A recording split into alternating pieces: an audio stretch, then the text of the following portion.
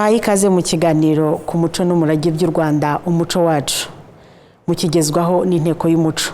Ni ikiganiro kandi kidufasha guhugukirwa no gucengerwa n'ubumenyi ku murage w'u Rwanda, umuco wacu n'indangagaciro bumbatiye. Uyu munsi rero tugiye kuganira ku munsi mpuzamahanga wahariwe kwizihiza umurage uri mu majwi n'amashusho. Inteko y'umuco rero ikangurira abanyarwanda kubungabunga uyu murage uri mu majwi n'amashusho ibinyujije mu ishami ryayo rya serivisi z'ishyinguranyandiko y'igihugu. Tubahaye ikaze mu kiganiro. Nge ndi Nyirabahire Marie Constantine.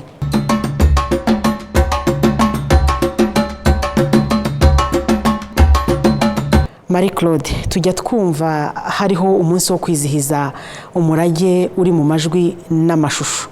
Uwo murage ni uwuhe? Umurage uri mu majwi n'amashusho ni amakuru yose ari mu buryo bw'amajwi, ubw'amashusho cyangwa byombi, agezwa ku bayateganirijwe cyangwa abayashaka hifashishijwe ibikoresho byabugenewe bitandukanye.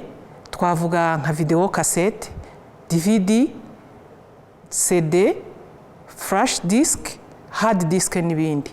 Dutanze urugero rw'uwo murage, twavuga nk'amafoto, ibiganiro kuri radio na televiziyo, imbyino, indirimbo, filime n'imbwirwaruhame. Muri iki gihe ikoranabuhanga rikataje, uburyo bwo gufata amakuru mu majwi n'amashusho bwarushijeho koroha, buriyongera, bituma ayo makuru aba menshi kandi aboneka mu nzego n'ibigo byinshi bitandukanye, byaba ibya leta n'iby'abikorera. Ayo makuru akwiye kubikwa neza, akabungwabungwa kugira ngo azakoreshwe mu gihe cyose azakenerwa.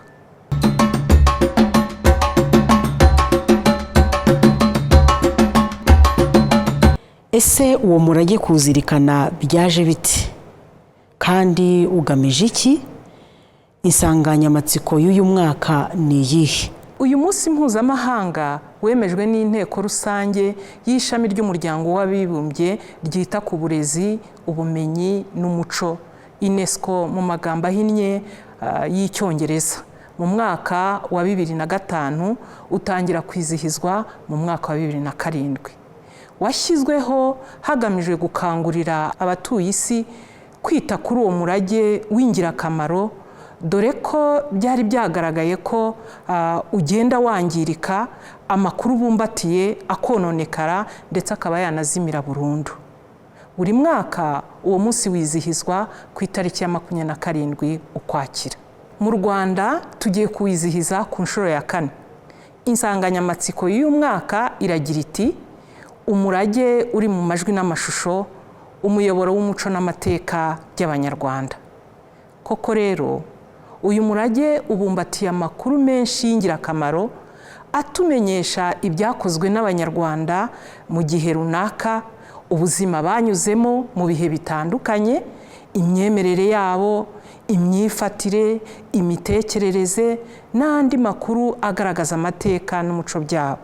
U Rwanda rwiyemeje gufatanya n'ibindi bihugu kuzirikana uyu murage kuri uwo munsi, kuko rwasanze ari umwanya mwiza ku Banyarwanda wo gusobanukirwa agaciro k'uyu murage no gukangurira inzego n'ibigo bya leta n'iby'abikorera, imiryango n'abantu ku giti cyabo gufata ingamba zihamye zo kwita kuri uwo murage no kuwubungabunga kugira ngo utaducika.